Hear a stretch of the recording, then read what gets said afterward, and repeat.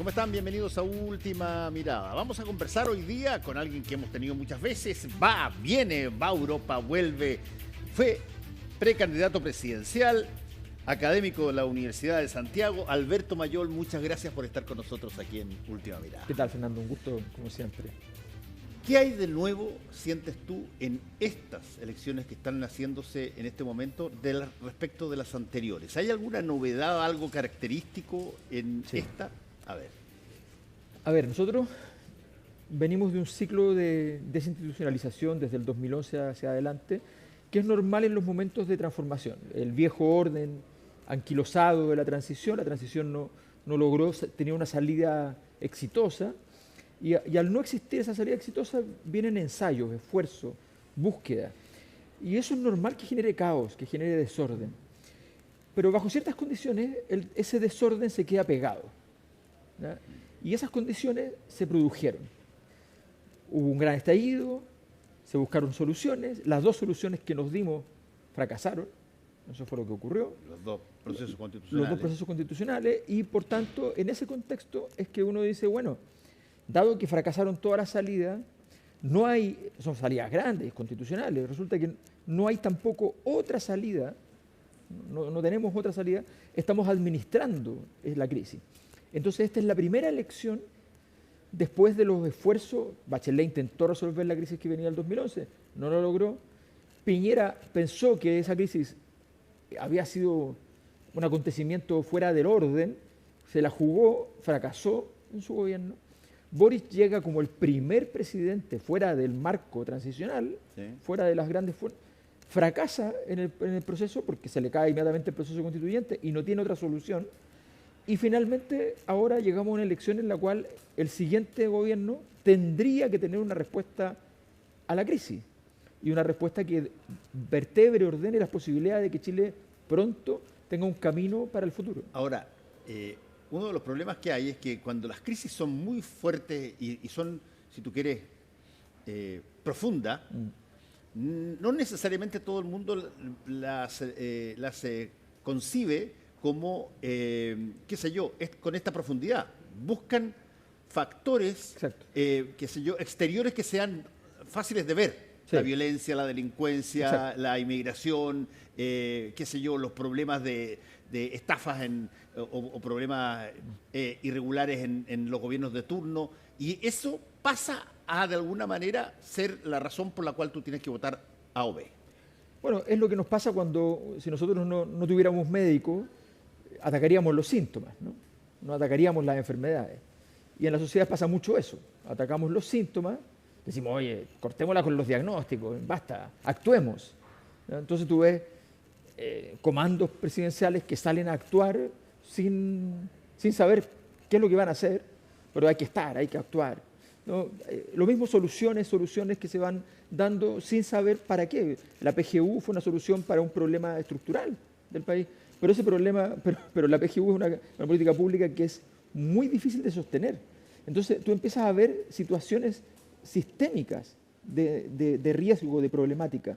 Bueno, ese es el gran problema, y frente a ese problema nosotros no tenemos hoy día una respuesta, y sí tenemos mucho griterío, mucho desorden, mucho caos y convocatorias a soluciones que hoy día, honestamente, el único que tiene una respuesta a la crisis es la respuesta de José Antonio Kast. Esa es la razón, a mi juicio, por la que va liderando.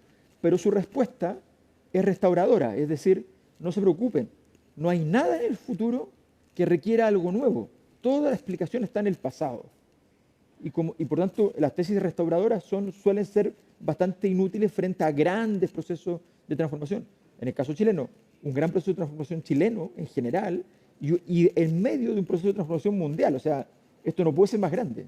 Ahora, ¿por qué tú dices que José Antonio Kast es el que ha percibido mejor la situación?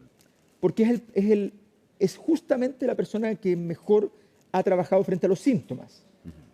O sea, él se da cuenta del miedo de las personas, se da cuenta de este sentido apocalíptico de catástrofe que nos acompaña, se da cuenta de que tuvo que apoyar un poquito, porque al principio estaba muy en esto solamente, pero lo apoyó un poquito con el tema de crecimiento económico, ¿ya? Entendió que la gente está sintiendo que debiera haber un retorno a la reivindicación del mérito, ¿ya?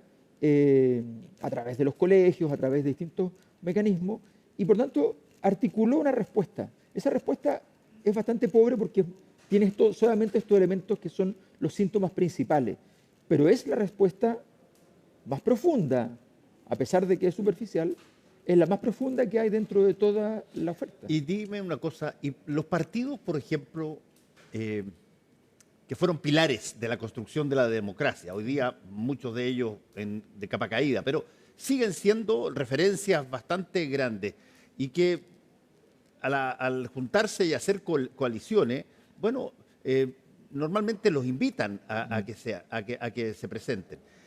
Son personas que han tenido experiencia de gobierno, son personas que conocen el país bastante bien, han sufrido embates políticos de todo tipo, han tenido, bueno, una serie de cosas que son irregulares y las han tenido que corregir.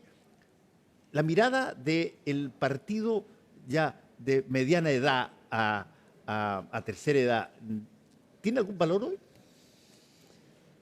Esos partidos... Está hablando de los socialistas, sí, hablando de los demócratas cristianos, está hablando de Chile Vamos. De Chile Vamos, exactamente. Claro, los partidos de la transición son partidos que tenían que haberse dado cuenta de la magnitud del desastre mucho antes. O sea, cuando el 2012 ya esto estaba estructurado, ellos debieron entender que tenían que afrontarlo. No lo hicieron. Esto pasó en muchas...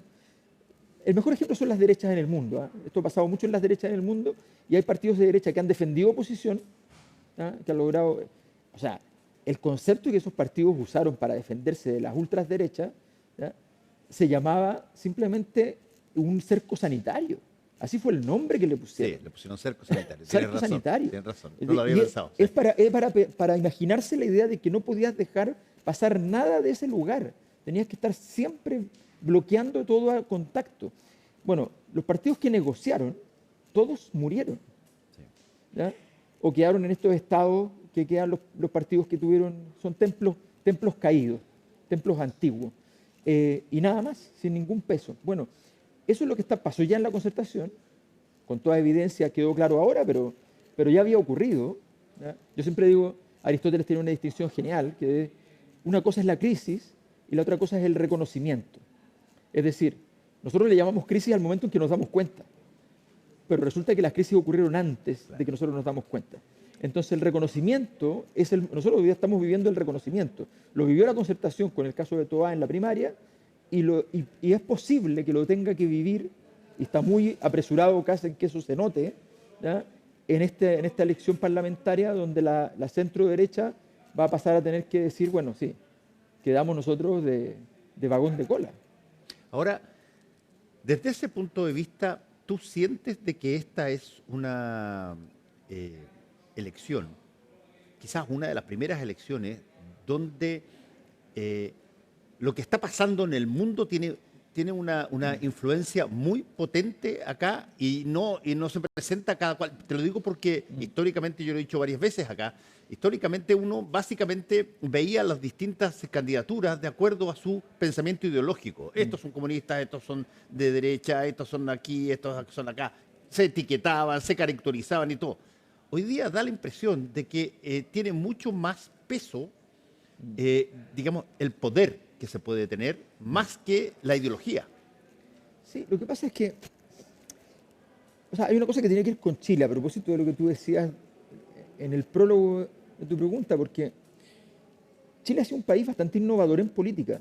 Curiosamente, nosotros somos medio aburridos, pero el gobierno de Frei Montalva no existió en el mundo antes que el gobierno de Frei Montalva, una tercera vía, digamos. ¿Ya? El gobierno de Salvador Allende no existió en ningún gobierno de izquierda en el mundo, ¿ya? Con todas sus particularidades. La dictadura fue la única en la historia de la humanidad que ha tenido institucionalidad, salió con un plebiscito, siguió con trabajo como funcionario público el dictador anterior. Por esto mismo la transición que Chile se inventó no había existido nunca. Sin embargo, y esa particularidad de Chile, ¿ya? Hoy día se perdió. Chile es un país de retaguardia hoy día. Está respondiendo a los mismos problemas que los demás, a veces más atrasado. Entonces, es un país que está viviendo los fenómenos por la derecha de un Víctor Orbán, y aquí nadie sabe quién es, pero es muy importante para nosotros, ¿ya?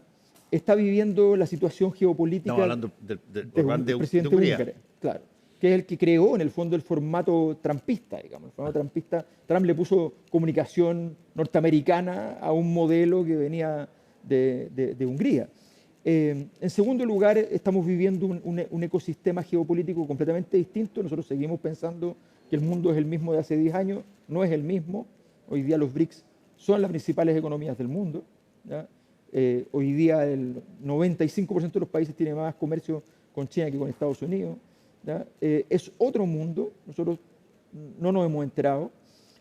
Nuestra innovación de gobierno ha sido discretísima.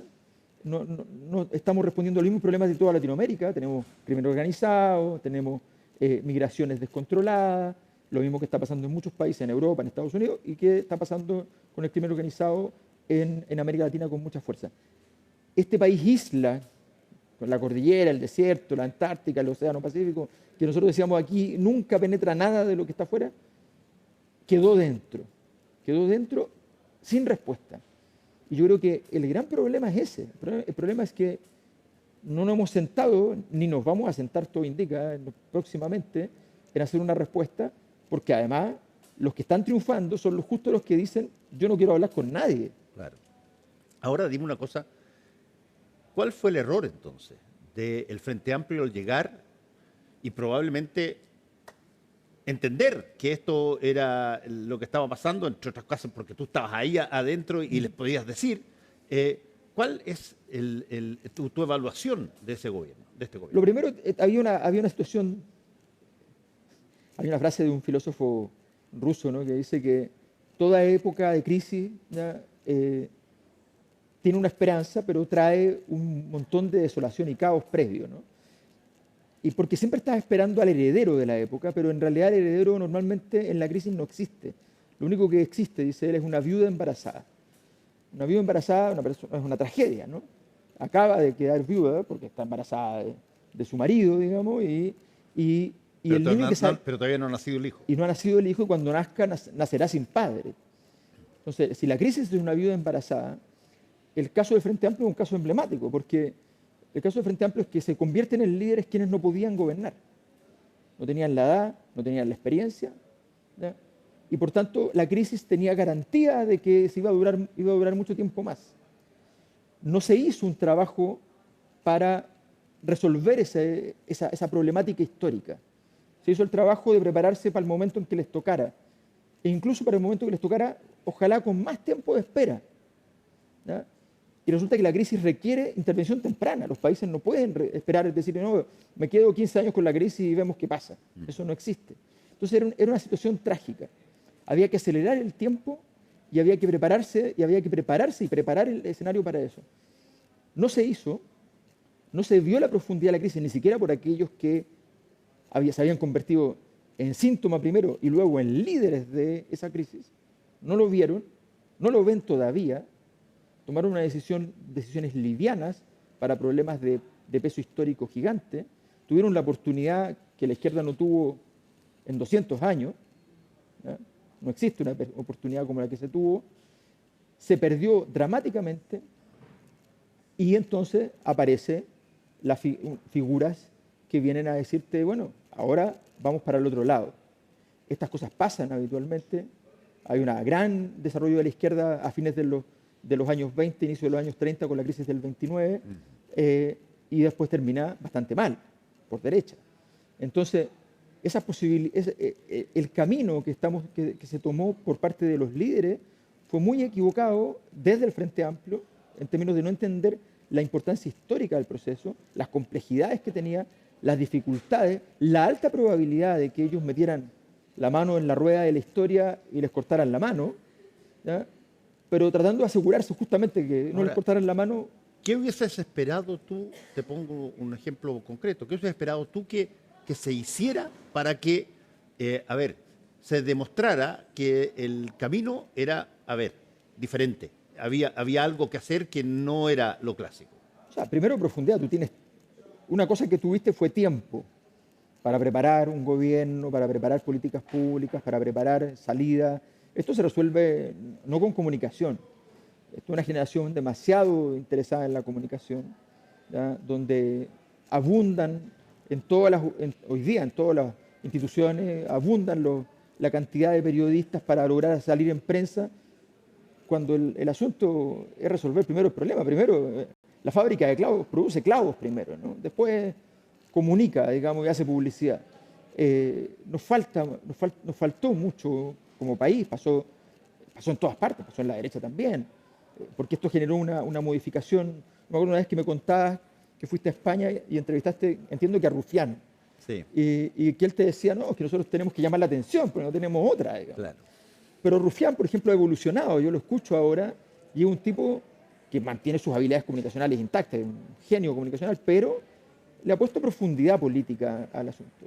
Creo que todavía le falta, pero le ha puesto profundidad política. ¿Y en qué, a ver, dónde hay que mirar y qué hay que mirar para que uno se dé cuenta? Por ejemplo, este es un tema que a mí me fascina mucho porque es un tema que yo he trabajado mucho, el valor de la atención, el de cómo darse cuenta de las señales que está emitiendo la futura noticia antes de que se produzca, de tal forma que tú tengas algún posible control sobre lo que puede ocurrir. Yo siempre cuento historias como en el departamento al lado otra vez están peleando y otra vez están peleando, pero siempre se pelea, no pasa nada, ya quedémonos aquí hasta que llega la ambulancia a buscar el cadáver. Exacto. Y resulta que tú sabías y viste y percibiste todo lo que pasaba, pero no hiciste nada al respecto. ¿Cuáles son las cosas que hay que detectar y qué se tiene que hacer? La sociedad, nosotros hablamos, fíjate, en teoría política, en teoría sociológica se habla, y jurídica se habla de la representación. La palabra representación viene del teatro. La sociedad es como un teatro. Si tú miras la posición actual, sabes que esa posición no va a ser la que haya una hora después, 2 días después, 5 meses después, porque se desarrolla la obra. Cuando tú empiezas a ver hacia dónde se dirige esto, es más o menos obvio, no que se va a llegar, porque a veces cambian las cosas, pero de que esto va a tener un desarrollo. Hay una cierta lógica. Hoy día nos acostumbramos a decir, es que los datos están súper locos y se mueven para allá y se mueven para acá. Bueno, eso es muy grave. Claro. Eso no es normal. Los datos no se mueven así. ¿Ya? Yo una vez, la única vez que esto me lo entendieron claramente en una audiencia fue una vez que presenté en la Facultad de Ciencias de la Universidad de Chile y les digo, mira, piensen que son parámetros. Ustedes piensan todo en parámetros, eran biólogos, fundamentalmente químicos, ¿no? Véanlo como parámetros. Estos son los parámetros normales durante 10 años. Miren cómo se mueven. Y miren, entre el 2010 y el 2011, cambio del 35-40%, o sea, usted le subió el colesterol 40%, y también la hipertensión 40%. Eso se llama enfermedad. ¿Ya? Y nosotros estamos aquí como diciendo, tenemos que resolver tales y tales cosas. ¿Con qué herramientas? ¿Cuándo construiste las herramientas? En política las herramientas no están ahí. No llegas a una bodega y están las herramientas. Las construyes. Construyes tus herramientas institucionales, políticas, de acuerdo, vas construyendo eso. No están. Entonces, el trabajo que queda ahora es muy grande. No nos olvidemos que Chile tuvo una crisis parecida, esto lo dice siempre Hugo Herrera, que tú lo has entrevistado varias veces, tuvo una crisis parecida en el centenario, en 1910. Pero la pregunta que debemos hacernos es, ¿cuándo terminó esa crisis? Más o menos el 38. ¿Ya? Hasta hubo un gobierno anarquista de 12 días. O sea, sí, pero mucho tiempo después. 28 años después. 28 años después. Nosotros llevamos 14. Si nos faltan 14, es desagradable imaginarlo. Más aún si es que estamos en una situación donde es un mundo que está pujando todo el tiempo por un desarrollo totalmente distinto al que nos enseñaron en el colegio a nosotros. Tú lo dijiste muy bien. Hoy día el país más potente en materia económica del mundo es China, no es Estados Unidos, y nosotros siempre vimos a Estados Unidos como el principal, y muchas de esas cosas generan variables también que, nos afectan. Y desde ese punto de vista, ¿cómo ves esta elección que se viene? No, es una elección crucial que creo que no va a ser crucial. O sea, el momento histórico es crucial. Pero no hay una conducta de las candidaturas para hacer algo relevante. No hay una toma de decisión de decir cómo vas a administrar este nuevo orden. ¿Dónde te vas a parar en términos de América Latina? Para decirlo en simple, antes cualquier cualquier país desarrollado en el mundo que quería aterrizar en América Latina, salvo México y Brasil, pasaba por Chile primero. Como desde aquí ordenaba la casa. No es así. Ya no es así. Chile ya no es el país donde hay que llegar para ver, otear el horizonte. No es así. Todavía quedan algunos atributos de nuestra institucionalidad, porque esto es una cosa importante. Chile, decimos, vende cobre, ahora va a poder vender energía probablemente. Tiene ciertas industrias fuertes. Tenía muy fuerte forestal, ya no, pesca. Pero Chile no vende eso. Países mineros está lleno. El problema es que muchos países mineros son estados fallidos. Por tanto, Chile vende institucionalidad con cobre, vende institucionalidad con oro. ¿Ya? Y si nosotros perdemos esa capacidad de construir institucionalidad, vamos a equivocarnos gravemente. Y si no somos capaces de hacer una nueva institucionalidad, porque la que tenemos no anda, y hay que hacerla sin un proceso constituyente, porque eso ya no tiene legitimidad, sí, para que despejemos las cosas, digamos. O sea, en lo que hay... ¿Cuál es la alternativa entonces? Vamos a tener que doblarnos mucho para buscar formas en las cuales nos queden las cosas de la manera más geométrica posible. Pero fíjate, mira, lo que estás diciendo me parece muy interesante porque inevitablemente alguien los que está mirando dice, pero eso lo que obliga es a conversar, a tener, sí, pues, a tener diálogo, a que construyamos grupos, colisiones, y lo que estamos viendo es prácticamente todo lo contrario. Pero de hecho, mira, hay una cosa que pasa con el eje izquierda-derecha que es sorprendente. El eje izquierda-derecha hoy día tiene 3 zonas de alta votación. Yo lo mido del 1 al 15 para que la gente se pueda dispersar todo lo que quiera. El 8 es el centro, lo pongo bien grande, el centro, el 1 y el 15, y entre medio tienen del 1 al 8 y del 8 al 15. 1 izquierda, 15 derecha. Bueno, ¿qué es lo que vemos? En la izquierda, en el número 1, está el grupo más grande de gente de izquierda. Eso antes no era así. La gente se distribuía un poquito más al centro, un poquito más a la izquierda, pero se distribuía en otras posiciones, en la izquierda. El grupo gigante en la derecha está en el número 15, en el extremo. Ahí se declaran las personas. Antes de declararse en esos lugares era muy inusual. Lo único que los compensa es que hay un grupo en el centro, justo en el centro, en el 8, ¿ya?, que es un poco más grande que el de la derecha, que es muy grande. Esos son las zonas de concentración de los votos. Efectivamente. Y estos grupos que están en cada uno de estos extremos, lo que te manifiestan expresamente es que no hay nada que negociar. No hay nada de qué hablar. Eso me queda muy lejos. Yo no voy a ir para allá.